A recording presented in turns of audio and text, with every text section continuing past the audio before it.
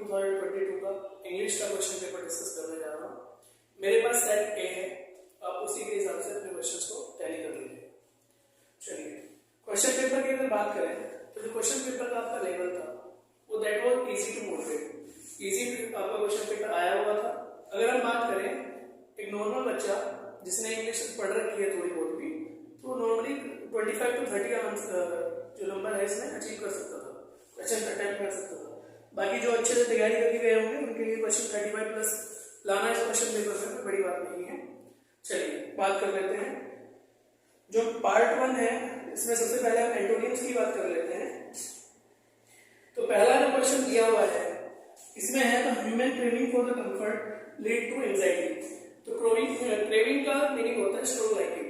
तो जो आपका इसका एंटोनिम्स की बात कर रहा है जो इसका अपोजिट हो जाएगा that will be disliking, option B. Second की बात करें is writing on the subject are obscure.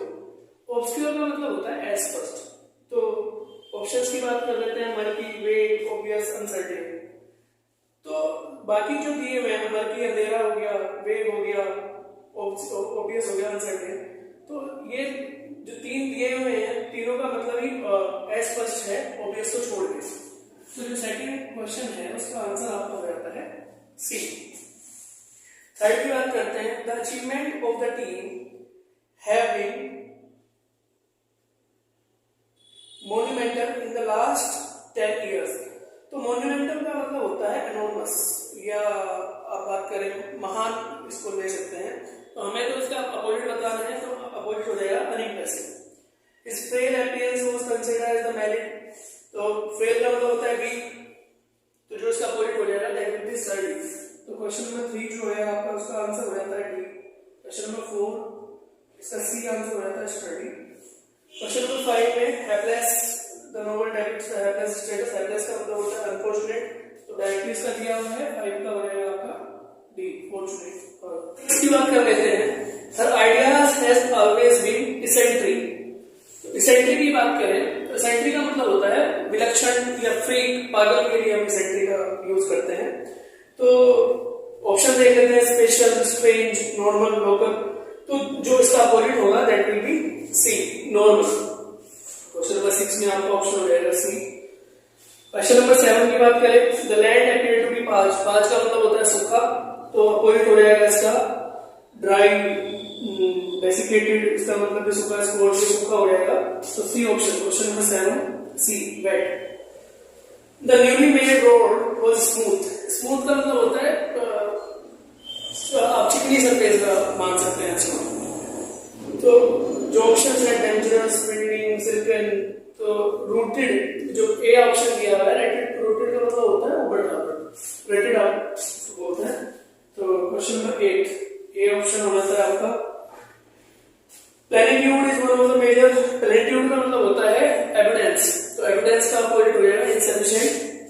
9 का आपका बी ऑप्शन हो जाता है। क्वेश्चन नंबर 10 की बात करें इररिफ्यूटेबल। इररिफ्यूटेबल का मतलब होता है अनक्वेश्चनेबल, जिसपे आप लोग क्वेश्चंस नहीं कर सकते। तो अपोजिट इसका डायरेक्टली दिया हुआ है क्वेश्चनेबल। तो आप लोग के एंटोनिम्स सिनोनिम्स में कितना मार्क्स आ रहा है आप हमारे डिस्क्रिप्शन में कमेंट बॉक्स में इसको बता सकते हैं, कितने बच्चों में कितने सही हो रहे हैं आपके। नॉर्मली आपका 7 से 8 स्कोर इसमें आना चाहिए। सिनोनिम्स की बात करें तो सिनोनिम्स में हमें सिमिलर वर्ड बताने होंगे। तो इसमें दिया है मलाइन। मलाइन का मतलब होता है गंदा। तो इसके ऑप्शन देख लेते हैं बिनाइन, स्लेंडर, प्रेज, ग्रेट। तो स्लेंडर का मतलब भी डिफेंड करना ही होता है। तो क्वेश्चन नंबर 11 में आपका ऑप्शन हो जाता है, सॉरी बी ऑप्शन में दिया हुआ स्लेंडर, तो स्लेंडर हो जाएगा। Appreciate to be waxed. Wax का मतलब होता है किसी को तंग करना। तो क्लियर, काम, अनकॉम्प्लिकेटेड, डिस्प्लीज्ड। 12th का जो आपका ऑप्शन है दैट इज सी, अनप्लीज्ड, नाखुश करना किसी को। Do not hold any preconception. Preconception का मतलब होता है पूर्व धारणा, पहले से ही कोई आपने किसी के लिए कोई नोटेशंस बना के रखी हो तो उसके लिए आप प्रीकंसेप्शन का यूज करेंगे। नोटेशन का मतलब इसमें दिया हुआ है, एक बार आगे ऑप्शन चेक कर लेते हैं। Experiment, great ideas, conceit. Conceit का मतलब होता है धोखा। तो जो आपका ऑप्शन 1 है that will be the correct option. 14 की बात करें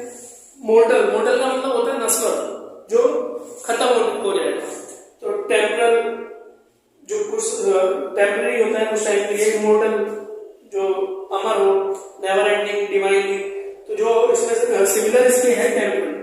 क्वेश्चन नंबर 14 का ये ऑप्शन हो जाता है आपका। 15 की बात करें, इटिनरी। इटिनरी का मतलब होता है छोटा कोई यात्रा क्रम। आप कोई यात्रा आप प्लान कर रहे हो तो उसके लिए आप इटिनरी का यूज करते हैं। तो इसमें आपका जो ऑप्शन दिए हुए हैं innovation, sorry invitation, information, schedule, names, तो जो आपका करेक्ट ऑप्शन हो जाता है दैट इज शेड्यूल। 15 का सी पार्ट। आगे बात कर लेते हैं question number 16। The effect was harness. Harness का मतलब होता है किसी को कवर करना या कवच चढ़ाना किसी के ऊपर या किसी को अपने अधीन कर लेना। तो आप ऑप्शन एक बार देख लीजिएगा, अब्यूज, बेनिफिट, अप्लाई, कंट्रोल। तो यहाँ पे डी ऑप्शन आपका करेक्ट हो जाता है 16 का डी, कंट्रोल। 17 की बात करें, फिकल। फिकल का मतलब होता है चंचल या अस्थिर, कि जो एक जगह पर स्थिर ना रहता हो उसके लिए हम फिकल का यूज करते हैं। ऑप्शन देख लेते हैं, वैसिलेटिंग, कंसिस्टेंट, स्ट्रॉन्ग, विली। तो जो इसमें सिमिलर दिया हुआ है दैट इज वैसिलेटिंग। वैसिलेटिंग का मतलब भी चंचल या स्थिर के लिए हम वैसिलेटिंग यूज करते हैं। The flood situation during the monsoon this year was calamitous. 17 का जो आपका ऑप्शन है ये हो जाता है। 18 की बात करते हैं, कैलेमिटियस। कैलेमिटियस का मतलब होता है नुकसानदेह, नुकसान पहुंचाने वाला। तो आंसर चेक कर लेते हैं, एपिडेमिक, कैटास्ट्रोफिक, एनकरेजिंग, वेलकम। तो जो इसका करेक्ट ऑप्शन हो जाएगा that will be catastrophic. Catastrophic का मतलब भी नुकसानदेह ही होता है। He was appointed as the honorary member.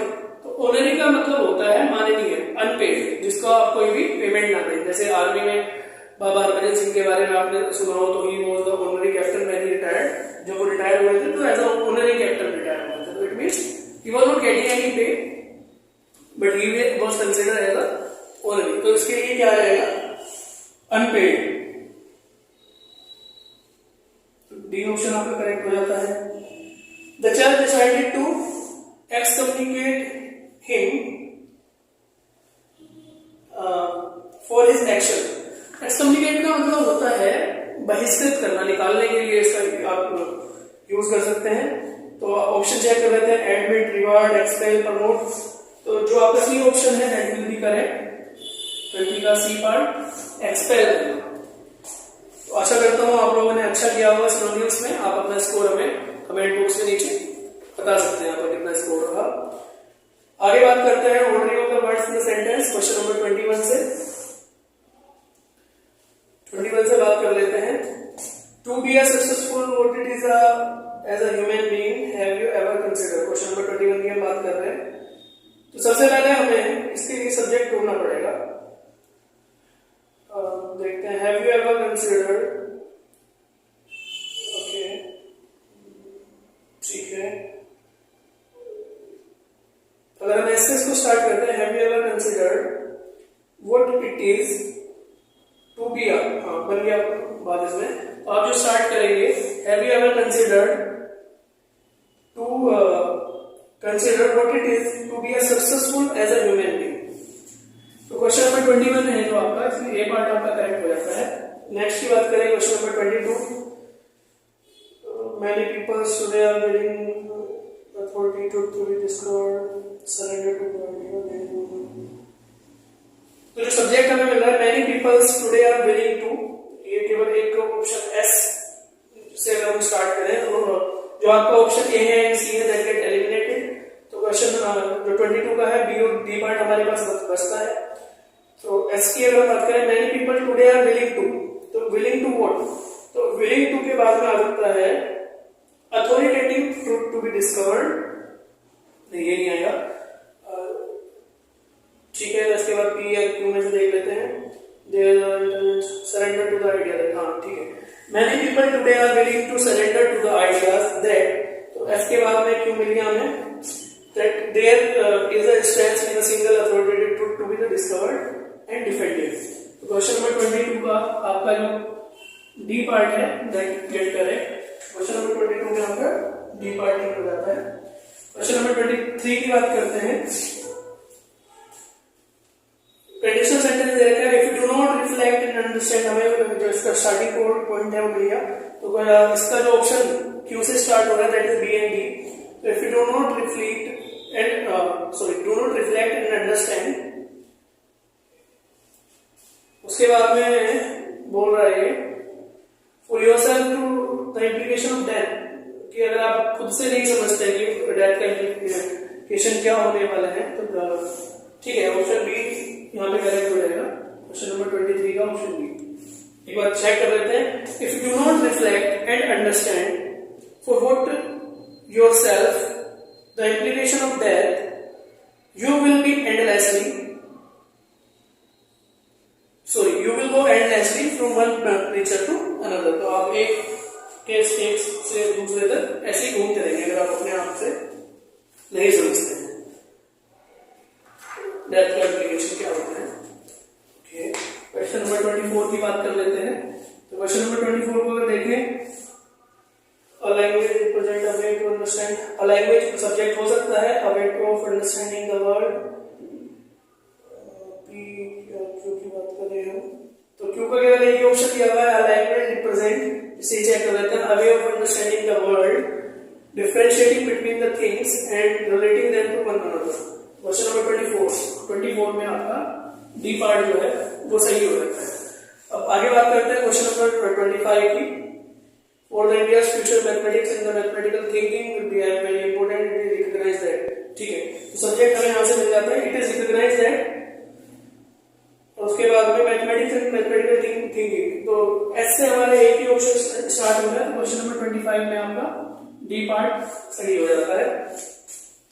Question number 26 की बात करें, in the agriculture and the veterinary science through will be enhanced sharply program integrated with the general education, the preparation of the professionals।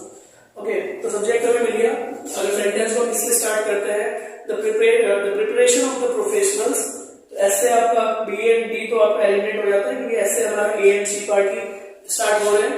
तो ए part को अगर देखें तो the preparation of the professional programs integrated with the general education, बात नहीं बन पा रही। The preparation of the professionals, okay, in the agriculture, okay, the preparation of the professional in the agriculture and veterinary science।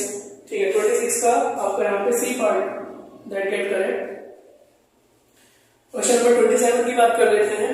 27 में कह रहा है, and should shift the way or certainly when we think about the politics, the issue raised by the feminist and the multiculturalist।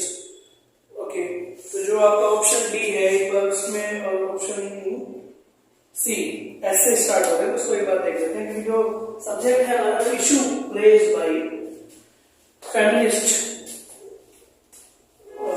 ये आपका option हो सकता है, the issue raised by the feminist and multiculturalist, okay, are certainly very important. Okay, question number 27 का जो D part है आपका that get correct. The issue raised by the feminists and the multiculturalists are certainly very important and should shift the way we think about the politics। चलिए, किस तरीके से politics के बारे में सोचते हैं तो उसके लिए दिया होगा। क्वेश्चन नंबर 28, ओके, इसमें हम देखते हैं जेनेटिक मॉडिफिकेशंस इन साइंस। तो सब्जेक्ट है हमारा जो स्टार्टिंग ऑफ द सेंटेंस हमें मिल गया, opening of the sentence, genetic modifications GM is the scientific option. एक ही ऑप्शन मुझे दिया हुआ है 28 में, अगर देखें तो केवल एस, जो एस से स्टार्ट हो रहा है दैट इज ऑप्शन बी, केवल बी ऑप्शन में दिया हुआ है। क्वेश्चन नंबर 29 की बात करें, much wider area of perspective the writers with argue the story, argue से हमें मच वाइडर से द स्टोरी हम स्टार्ट नहीं कर सकते, तो क्यों ऑप्शन हमारे पास बचता है स्टार्ट करने के लिए, editor of the project work. Question number 29, तो 29 में अगर हम देखें क्यों से, the editor of the present work a much wider array of perspective, तो क्यू एंड पी एक साथ नहीं हो सकते। अगर हम बात करें the editor of the present work are you the need to understand, ठीक है, बात बन गई हमारी। क्वेश्चन नंबर 29 में ए पार्ट आपका करेक्ट हो जाता है। क्वेश्चन नंबर 30 की अगर बात करें, for which report till the end the champion of the women Pandit Ramabai was truly remarkable. Okay, subject हमारा मिल गया, पंडित रामाबाई वाज ट्रूली रिमार्केबल। तो 30 में आपका आर से स्टार्ट होना है, आर से स्टार्ट होने वाला एक ही ऑप्शन है, तो क्वेश्चन नंबर 30 में आपका C part that get correct. Sporting the error के क्वेश्चंस आ जाते हैं। देखिए स्पोर्टिंग द एरर इस बार ज्यादा डिफिकल्ट नहीं दे रखा था, इजी था काफी चीजें। आर्टिकल्स की प्रॉब्लम दे रखी थी, नॉर्मल इडियम फ्रेज की प्रॉब्लम दे रखी थी। एक बार देख लेते हैं इसको। 31 की बात करें हम, our greatest glory is not in never falling but in raising every time before. चलिए देखिए कंफ्यूजन आपको आ सकता है क्वेश्चन नंबर 31 की अगर बात करें। जिस बच्चे की सीट है मेरे पास में उसमें इसमें भी लगा रखा है, कह रहा है नॉट इन नेवर फॉलिंग। कह रहा है कि हमारी जो ग्रेटेस्ट ग्लोरी है, अगर हम नोट ना लगाएं इसमें, क्योंकि दो नेगेटिव वर्ड का यूज हो रहा है, तो अगर हम इसमें नोट का यूज नहीं करते हैं तो इसका मतलब बन जाता है कि हमारी जो ग्रेटेस्ट ग्लोरी है वो गिरने में है, कभी ना गिरने में है, but in raising every time before. तो हमारी ग्रेटेस्ट ग्लोरी कभी ना गिरने में थोड़ी है सेंटेंस में थोड़ी, इसका मतलब है कि कभी हमारी ग्रेटेस्ट ग्लोरी कभी ना गिरने में नहीं है, बल्कि गिरने के बाद उठने में। ठीक है, तो बी पार्ट में है। सी पार्ट में आप देखिए रेजिंग एवरी टाइम बिफोर, तो रेजिंग का मतलब हो जाता है उठाना। अगर आप बात करें रेजिंग, तो रेजिंग का मतलब हो जाएगा उठाना, तो आप रेजिंग का यूज ना करके यहाँ पे राइजिंग का यूज करेंगे, तो सी पार्ट में हो जाता है। 32 की बात कर लेते हैं। 32 में कह रहा है Rohan was one of, okay one of दिया हुआ है तो वन ऑफ के बाद में प्लूरल आता है, इसमें दिया हुआ है दैट, तो दैट की जगह पे आप इसको कर लेंगे दोस, तो Rohan was one of those, ये पार्ट में एरर हो जाता है। क्वेश्चन नंबर 33 की अगर हम बात करें, ये क्या है, Sujani has met her old friend group before she shifted to the Hyderabad 2 years ago। तो ये दो सेंटेंस पास्ट में चल रहा है और हम लोगों ने पढ़ा है कि दोस्त से मिली, उसके बाद में वो हैदराबाद शिफ्ट हुई। तो जो पहला सेंटेंस, जो first part of the first close होगी, उसमें हेड आप कर लेंगे हैज की जगह पे, head will be used at place of has. बाकी दूसरे वाले में तो वो है शिफ्टेड ठीक किया हुआ, तो जो एरर हुआ 33 में आपके ए पार्ट में एरर हो जाएगा। क्वेश्चन नंबर 34 की बात कर लेते हैं। The monuments, this monuments happens to be one of the oldest monuments. This monument happens to be one of, फिर वही दे रखा है one of the oldest, तो monument की जगह monuments आ जाएगा। 34 में भी पार्ट में एरर है। क्वेश्चन नंबर 35 की बात कर लेते हैं। 35 में कह रहा है अमित told to दिव्या, आप लोगों ने डायरेक्ट इनडायरेक्ट में भी पढ़ा हुआ है, बाकी भी नॉर्मली भी आपको क्लास में भी ये पढ़ाया गया था कि टोल्ड के बाद में हम टू का यूज नहीं करते। 35 के बाद में 35 का ए पार्ट में एरर हो जाता है। क्वेश्चन नंबर 36 की अगर हम बात करें तो 36 में कह रहा है कि if you had asked me for the truth I would have told you at that time, कि अगर तुमने मुझसे सच्चाई पूछी होती तो मैं तुम्हें उसी टाइम बता दी। इट मींस उसने नहीं पूछी।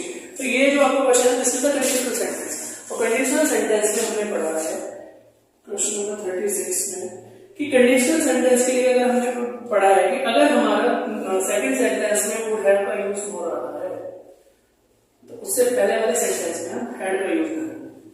क्या हो जाएगा इसमें, if you had asked me, had यहाँ आ जाएगा had asked me for the truth I would have told you at that time. तो यहाँ पे हैड की सॉरी हैड भी यहाँ हैड कर दिया। 36 में ए पार्ट में आ जाता है। क्वेश्चन नंबर 37 की अगर हम बात करें, सेम कंडीशनल सेंटेंस है, if I will be a millionaire I would be eradicate poverty from the country. ये क्लास में भी आपसे पहले डिस्कस हुआ था, तो बताया गया था आपको कि अगर मैं मिलीनियर होता, it means he is not a millionaire.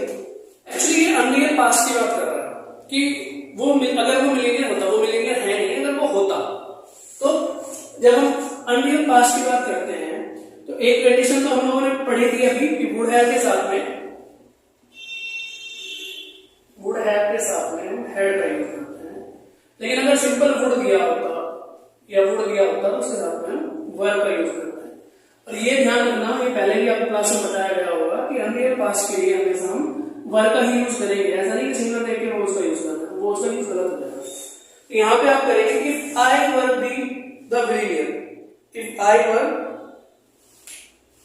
B the millionaire, अगर मैं मिलीनियर होता I would eradicate poverty from the country. ठीक है, तो 37 में आपके ए पार्ट में हो जाता है। क्वेश्चन नंबर 38 की बात कर लेते हैं। क्वेश्चन नंबर 38 में कहता है a bird in the hand is better than two in the bush. ये ईडियम है एक्चुअली, और इसी ईडियम को अगर हम देखें तो ये ईडियम होती है a bird in the hand worth 2 in the Bush. तो इसके ए एंड बी बर्ड दोनों में एरर आ रहा है। मेरे अकॉर्डिंग इसमें ए एंड बी दोनों पार्ट में एरर होना चाहिए, ठीक है। बाकी देखते हैं 38। एक्चुअली ईडियम है तो उसको हम चेंज भी नहीं कर सकते, ऐसा नहीं कर सकते कि हैंड ही कर दे। दा हैंड है तो दा लगाना ही पड़ेगा, और बेटर देन कंपैरेटिव अगर इसको चेंज करें तो फॉर्मली हम चेंज नहीं करते हैं। तो नेक्स्ट की बात कर लेते हैं 39 की। इसको आप छोड़ दीजिएगा, हो सकता है आपको उसका बोनस मार्क्स मिले, 4 नंबर आपको बोनस मिल जाएंगे। That's good. 39 The opportunity to attain the foundational literacy is pursued by honest। ये तो तुम लोग देख के समझ में आ रहा होगा। ऑनेस्ट साउंड से हमें पता लग रहा है कि की साउंड आ रही है, तो इसके बाद हम क्या यूज करेंगे, एन का यूज करेंगे। तो 39 में जो एरर हो जाता है आपका 39 बी। क्वेश्चन नंबर 40 की अगर हम बात करें तो there is a progress for the different direction while there is no brotherhood। for the different direction नहीं होना चाहिए, in the different direction। अगर हम दिशाओं की बात कर रहे हैं तो अलग अलग दिशाओं में, तो in the different direction। तो 40 में जो कोऑर्डिनेट नहीं यूज कर लीजिएगा तो बी पार्ट में हो जाएगा। क्वेश्चन नंबर 41 की बात कर लेते हैं। क्वेश्चन नंबर 41 में कहता है, मेरे पास में मीडियम फ्रेज है तो आप एक बार चेक कर लीजिएगा। क्वेश्चन नंबर 41 कह रहा है आप क्वीर फिश का मतलब होता है डिस्टर्ब पर्सन, अस्ट्रेंज पर्सन। तो चेक करो, ऑप्शन ए में दिया हुआ अस्ट्रेंज पर्सन। क्वेश्चन नंबर 42 को देख लेते हैं। Eat like a bird. Eat like a bird है मतलब बहुत कम खाना, जैसे चिड़िया है बहुत थोड़ा थोड़ा खाती है, इस तरह से eat like a bird. Eat very little, 42 का डी पार्ट हो जाएगा आपका। क्वेश्चन नंबर 43 की बात कर लेते हैं। लो बोन्स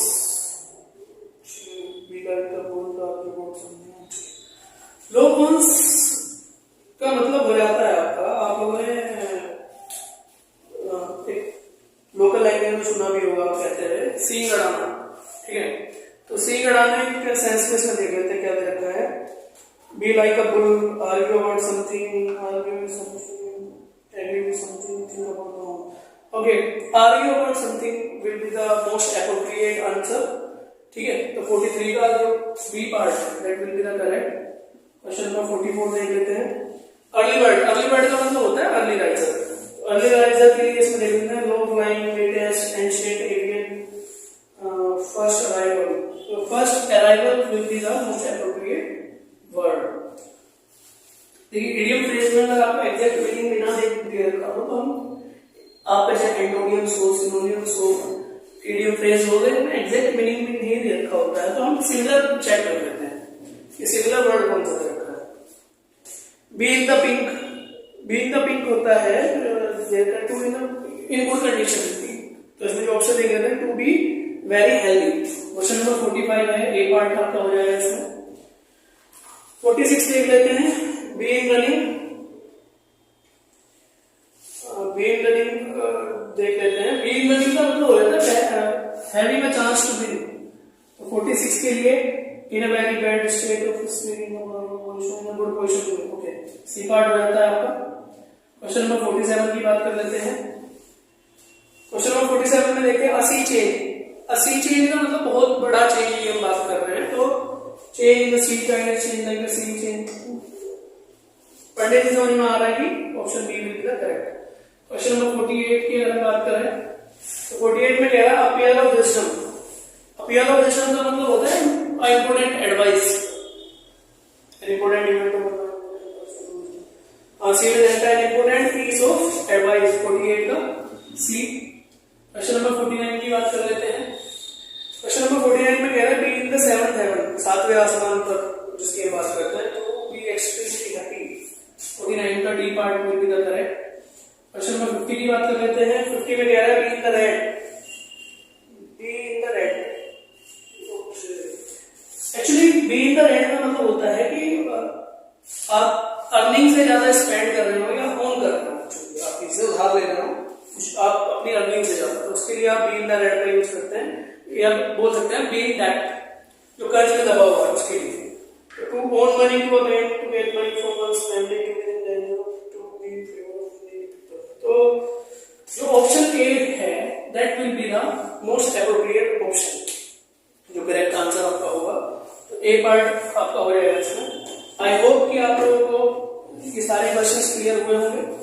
अगर किसी बच्चे को किसी भी क्वेश्चन में किसी भी तरह का कोई डाउट है तो आप कमेंट बॉक्स में कमेंट कर सकते हैं, आपका डाउट को सोल्व किया जाएगा। बाकी क्वेश्चन पेपर इजी था, I hope you people have done well, और मैं आशा करता हूँ कि बेहतर आप लोगों ने परफॉर्म किया होगा।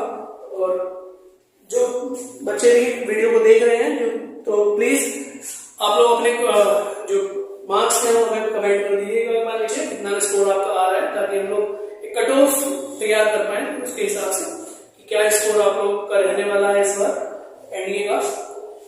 अगर हम बाकी के क्वेश्चन पेपर्स की बात करें, जैसे कि मैथ्स का क्वेश्चन पेपर था, कंपैरेटिवली थोड़ा लेंथी था। जीएस की बात करें तो इट वाज गुड, इंग्लिश आप देख रहे हैं काफी इजी था। तो कट ऑफ जो आपकी जाने वाली है, but that will be depend on the performance what you have done in the examination. तो better you guys send me the in the description, send me your marks, how much you're getting all over in English, in mathematics, or in the paper 2 GS, so that it can be easy for you to predict the cutoff marks and you guys can start preparing for your SSB. And wish you all the best. Hope you guys have done well. Thank you very much.